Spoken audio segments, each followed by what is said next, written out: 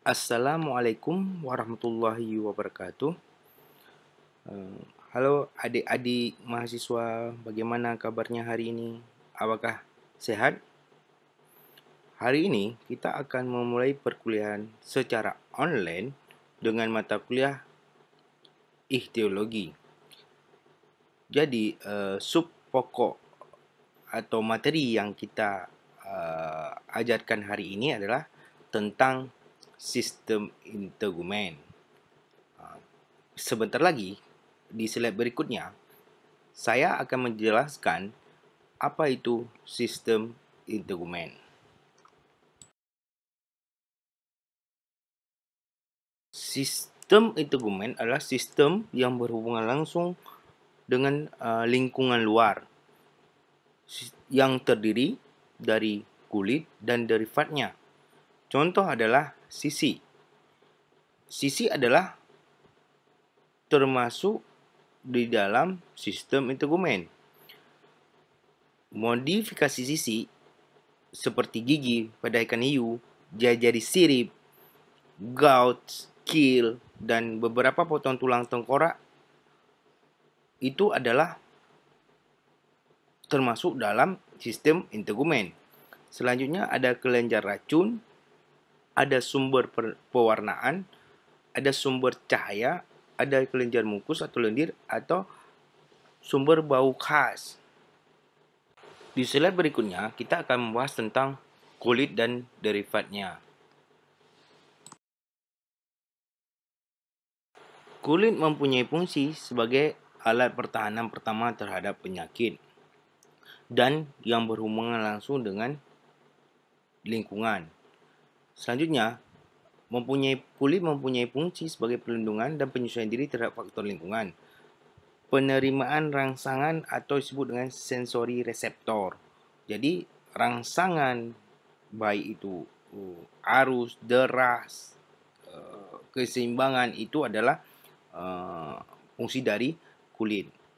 Selanjutnya dia juga sebagai alat ekskresi, alat pengeluaran. Jadi kulit itu mengeluarkan sesuatu, dan osmoregulasi, keseimbangan asam basa. Selanjutnya, pada ikan-ikan tertentu itu kulit menjadi organ pernapasan tambahan. Selanjutnya, beberapa alat lain yang terdapat dalam kulit sebagai alat untuk menyerang atau mempertahankan diri.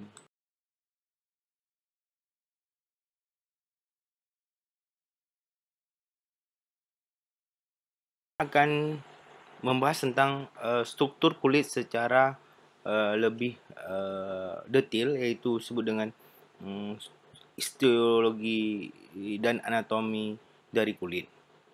Jadi kulit itu terdiri atas 3 lapisan. Ada dermis, ada epidermis, dan ada hipodermis. Di sini pada ikan itu dibagi atas, jelas pada gambar, coba adik-adik perhatikan bahwa itu ada epidermis dan dermis dan ada sisi. Jadi di dalam di atas sisi itu ada kelenjar mukus, kelenjar lendir ya, ada kelenjar lendir. Jadi ada sel-sel yang menghasilkan lendir. Jadi ada ikan-ikan yang memang dia itu seperti licin ya. Jadi epidermis selalu ada basah mukus ya oleh sel-sel berbentuk piala yang terdapat di seluruh permukaan tubuh. Jadi ada lapisan selanjutnya, ada stratum germinativum, yaitu disebut dengan lapisan malbiji, pembelahan untuk penggantian sel-sel yang mati. Dermis atau corium itu terdiri dari proses pembentukan sisi, pembuluh darah, saraf, dan jaringan pengikat. Artinya, di dermis itu adalah banyak sensornya, sensorik sentuhan, sakit, dan lain-lain.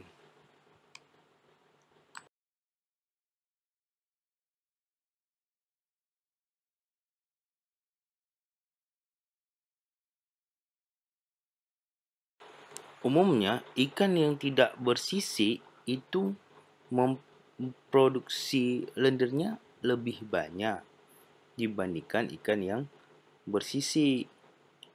Jadi, kelenjar lendir dibentuk oleh sel piala dan terletak di dalam epidermis berupa glikoprotein yang akan berubah menjadi musin. Musin akan berkontraksi, akan melakukan reaksi dengan air, akan menjadi lendir. Ikan yang tidak bersisi memiliki lendir yang lebih tebal, jelas ya. Oke, selanjutnya kita bahas tentang fungsinya. Fungsi lendir itu sebagai kelenjar pertahanan juga, seperti melepaskan diri dari bahaya, mengurangi gesekan dengan air, melakukan proses osmoregulasi, ya, keseimbangan air atau ion-ion, selanjutnya mencegah infeksi dan menutupi luka. Jelas ya, kalau kita ada kelenjar minyak itu kan air tidak bisa nembus ya ke dalam kulit, di bawah kulit atau masuk ke dalam otot. Menghindari diri dari kekeringan. Jadi ada beberapa ikan itu dia sebagai pelembab, gitu kira-kira ya. Jadi membuat sarangnya di dalam rangka ya, untuk melindungi telurnya. Contohnya adalah sepat siam dan sepat rawa. Dia membuat sarang melalui lendirnya, dan dia kalau ikan-ikan seperti ini dia akan bertahan di dalam kondisi yang ekstrim. Coba kita lihat gambar morfologi dari penghasil ginjal ya. Ini adalah sel-sel piala yang disebut dengan sel piala, di mana di sini bentuknya ada retikulum endoplasmik, inti sel ya. Nomor 2 itu inti sel, dan ada badan Golgi, ada 4 mukoid dan mukus. Jadi dalam tahap ini dia akan berkembang dari mukoid menjadi mukus. Jadi dia akan keluar perlahan-lahan, berkembang sehingga dia keluar. Seperti itu, keluar ke lingkungan.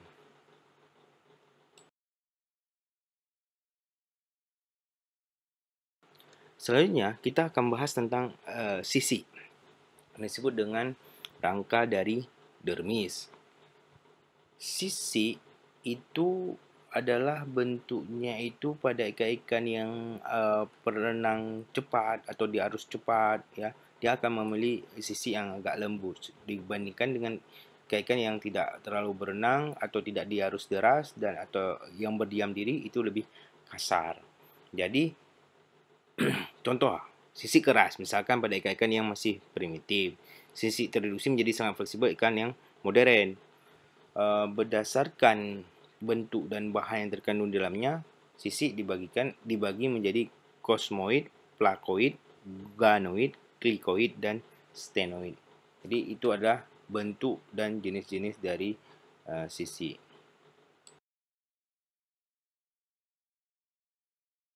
Selanjutnya kita akan membahas satu persatu tentang tipe-tipe sisi. Sisi kosmoid. Ya, jadi dia itu pada ikan-ikan yang masih primitif. Contohnya ikan Lamtemeria columnae, jenis ikan purba yang masih hidup. Jadi sisi-sisinya itu masih primitif. Terdiri dari vitrodentin, ya, lapisan oleh semacam enamel, kosmin yang merupakan lapisan yang kuat, non seluler ya, ada isopedin. Jadi terdiri dari substansia tulang atau pembuluh kecil. Sisi itu akan bertumbuh di bagian bawah keluar ya, bagian dalam keluar, seperti itu ya. Bagian atas tidak terdapat sel-sel yang hidup menutupi permukaannya, seperti ikan-ikan yang saya bahas tadi ya.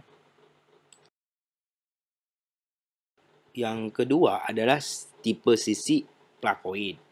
Jadi ini sisi-sisi ini lebih kepada ikan-ikan yang bertulang rawan atau disebut dengan kondrisites. Jadi tulang-tulang ini, sisi-sisi ini dia hanya pada ikan-ikan yang bertulang rawan. Bentuknya seperti duri bunga mawar dengan dasar dengan bulat atau bujur sangkar. Coba diperhatikan gambar di sampingnya. bagian yang menonjol seperti duri keluar dari epidermis. Susunannya adalah ada pulp bagian yang lunak berisi pembuluh darah dan saraf yang berasal dari dermis. Hanya terdapat pada ikan yang bertulang rawan, plakoid scale atau cartilaginous fishes. Ya. Nah, yang ketiga ada tipe sisik ganoid adalah itu terdiri pada ikan-ikan yang bertulang primitif. Jadi lapisannya terdiri dari ganoid yang terdiri dari garam-garam anorganik, kosmin, isopidin, ya. Berbeda dengan kosmoid sisik ganoid tumbuh dari atas dan bawah. Jadi dia tumbuhnya dari atas ke bawah, sama-sama tumbuh. Jadi dia membesar antara tumbuh atas dan bawah. Misalkan ikan Polypepterus lapisostidae, Acipechiridae, dan Polydontidae. Itulah jenis-jenis ikan-ikan yang ikan bertulang primitif. Selanjutnya kita akan membahas tentang tipe sisik keempat dan kelima, sikloid dan stenoid. Sisik ini terdapat pada ikan-ikan yang berjari sirip lemah dan berjari sirip-sirip keras. Oke, sisik sikloid dan stenoid mempunyai morfologi seperti kepihannya sudah tereduksi menjadi sangat tipis, fleksibel, transparan, dan tidak mengandung dentin maupun enamel. Di sini jelas perbedaan pada sisik kosmoid, plakoid, dan ganoid, di mana mereka masih punya dentin atau enamel. Pertumbuhan sisik ini terjadi pada bagian atas maupun bawah. Nah, coba kalian lihat perbedaan gambar di bawah ini, sisik sikloid dan stenoid. Ya jelas ini adalah pada ikan-ikan telostes atau ikan yang bertulang sejati. Coba adik-adik perhatikan gambar berikut ini, di mana gambar ini akan menunjukkan bahwa perbedaan pada ikan bertulang sejati dengan ikan yang bertulang lawan, di mana sisik dari ikan bertulang lawan berjenis plakoid, di mana dia agak tersusun agak jarang, ya, dia agak-agak punya ruang. Sedangkan untuk ikan yang bertulang sejati, dia mempunyai sisi yang rapat, yaitu bertipe sikoid dan stenoid. Sisi akan menempel sebagian atau separuhnya.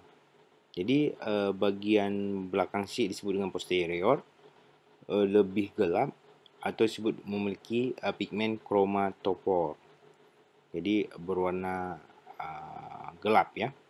Sedangkan bagian anteriornya yang tertanam dalam tubuh transparan dan tidak berwarna. Dia lebih ke putih bening, ya.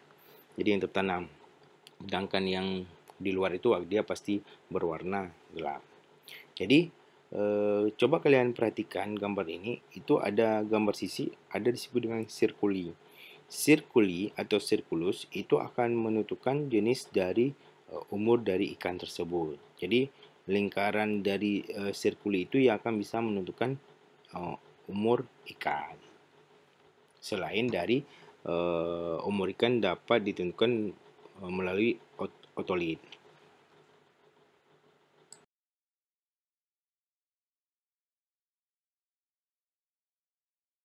Selanjutnya kita masuk tentang pewarnaan, ya, pada kulit, ya.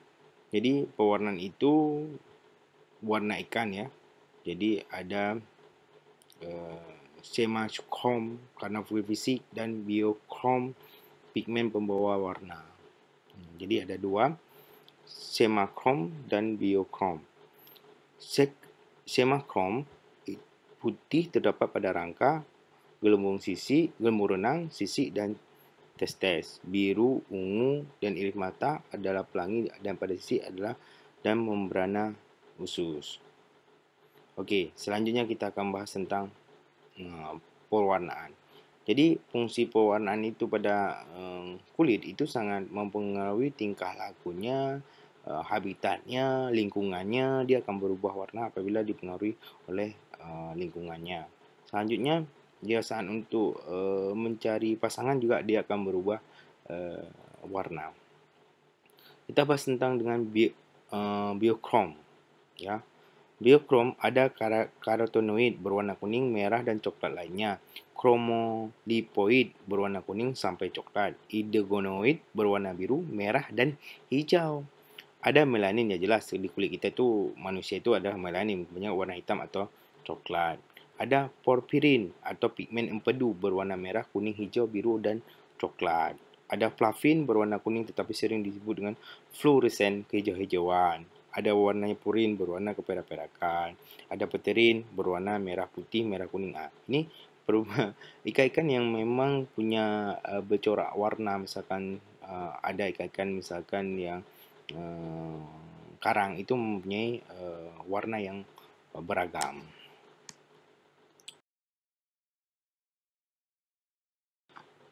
Jadi kita akan membahas lebih dalam, di mana ada dua sel yang membawa warna atau pembentukan warna, yaitu adalah sel pertama adalah sel iridosit atau leucophore dan guanophore yang disebut dengan sel cermin.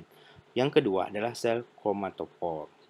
Jadi kalau sel cermin terdiri dari guanin kristal warna keputih-putihan sebagai hasil buangan metabolisme, sedangkan warna sesungguhnya jika butir pigmen mengumpul pada suatu daerah maka keseluruhan nampak pucat. Jika butir pigmen menyebar maka warnanya akan terlihat jelas. Nah, seperti itu kira-kira. Chromatophore dasar ada 4 jenis, yaitu erythrophore, merah dan jingga, cyanophore kuning, melanophore hitam, dan leucophore putih. Seperti itu kira-kira ya. Oke, baik adik-adik mahasiswa. Kita akan bahas tentang fungsi warna. Jadi, fungsi warna itu terdiri atas 3, persembunyian, penyamaran, dan pemberitahuan. Persembunyian itu ikan itu akan menyerupai suatu lokasi atau lingkungannya. Penyamaran ya, Jadi persembunyian dia menyembunyikan dia sehingga dia tidak jelas ya. Selanjutnya ada penyamaran, ada pemberitahuan ya. Yang lebih menarik adalah pemberitahuan. Setiap warna yang dihasilkan akan memberitahukan dia suatu lokasi atau akan memberitahukan tentang informasi seksualnya.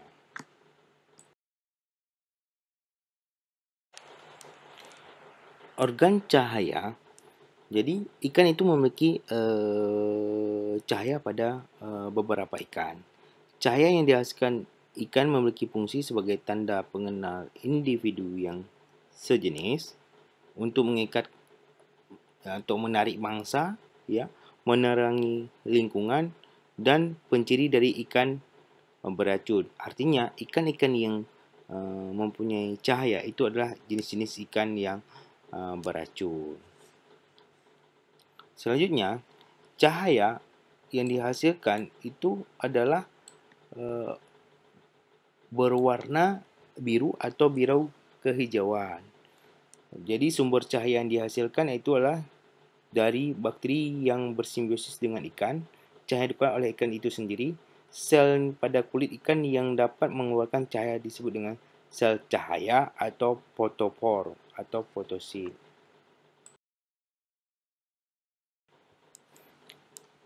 Selanjutnya adik-adik mahasiswa kita akan membahas tentang kelenjar beracun. Kelenjar beracun pada ikan merupakan derivat dari kulit yang merupakan modifikasi kelenjar untuk mengeluarkan lendir. Ikan-ikan kelenjar itu kemudian mengandung racun, umumnya berfungsi untuk mempertahankan diri, menyerang, dan mencari makanan. Ini jelas, coba adik lihat gambarnya. Ini adalah salah ikan ini punya racun. Ikan-ikan yang sistem integumennya mengandung kelenjar beracun antara lain ikan yang hidup di karang, ikan lele dan sebangsanya, Elasmon prancii dan jenis ikan buntal juga terkena beracun.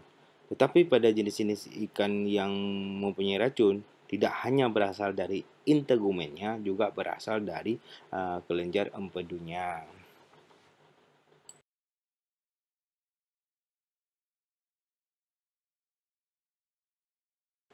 Baik adik-adik mahasiswa,